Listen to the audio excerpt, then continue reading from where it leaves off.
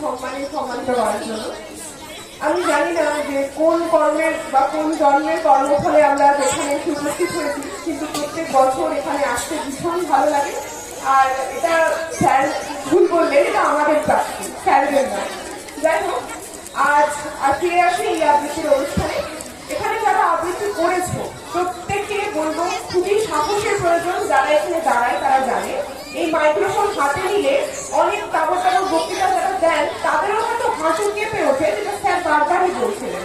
তো সেখানে দাঁড়িয়ে তোমরা অনর্গল মুখস্থ করে একটা কবিতা বলে যাচ্ছ, এটার জন্য একটা হ্যাটস অফ অবশ্যই তোমাদের পাও না, যেটা আমি তোমাদের এখনই দিচ্ছি। দেখো, এবার নিয়মের অনুসারে আমাদেরকে 3 জন বা 4 জন এখানে হয়ে উঠবে, ফার্স্ট সেকেন্ড থার্ড, কিন্তু তাই বলে এই নয় যে বাকিদের খারাপ হয়েছে। হয়তো দিনের জন্য বা আজকের দিনে তাদের জন্য ছিল না, কিন্তু মনোবল কোনোদিনই হারাবে না। জানবে আবৃত্তি হচ্ছে ভালোবাসা, আর ভালোবাসা মনের মাঝেই থাকে, যেটা যেমন বললেন অলরেডি সঙ্গীত গান যেমন বললেন, ঠিক সেরকমই ভালোবাসা মনের মধ্যে রেখো, আবৃত্তিকে ভালোবাসো। আর প্রাইজ বা কোনো কিছুর জন্য আবৃত্তি করো না, আবৃত্তির জন্য আবৃত্তি করো, নিজের জন্য আবৃত্তি করো, দেখবে আবৃত্তির মধ্যে একটা নতুন জগৎ আছে। তো চলো সেই জগতে আরেকবার ঢোকা যাক। এটা খুব ছোট্ট কবিতা, আমি কিছু প্র্যাকটিস করে আসিনি যদিও।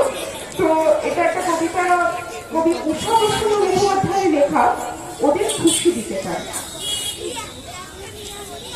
শহর থেকে কোথায় যাচ্ছে তা, গ্রামে গঞ্জে হারায় খেলার মাঠ, ঘরে বন্দি ওদের বিকেল বেলা, টিভির ছবি বিছায় রাজ্যপাল, রং হারাচ্ছে ওদের ছেলেবেলা।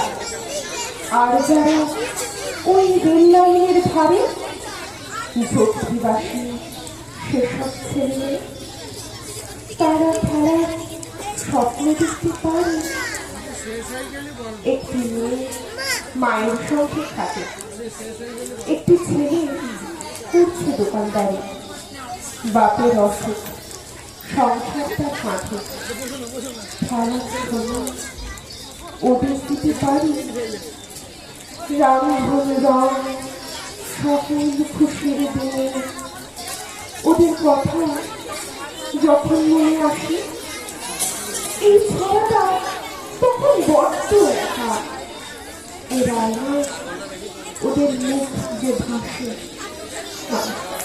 তো আবৃত্তির সাথে সাথে খেলার রংটাকে হারিয়ে ফেলো না। জীবনে পড়াশোনা, আবৃত্তি, খেলা সমস্তটাই দরকার, সমস্তটা নিয়ে জীবনে এগিয়ে চলো, ভালো মানুষ হও, অনেক বড় হও, আর আবৃত্তিটাকে ধরে রেখো। ধন্যবাদ।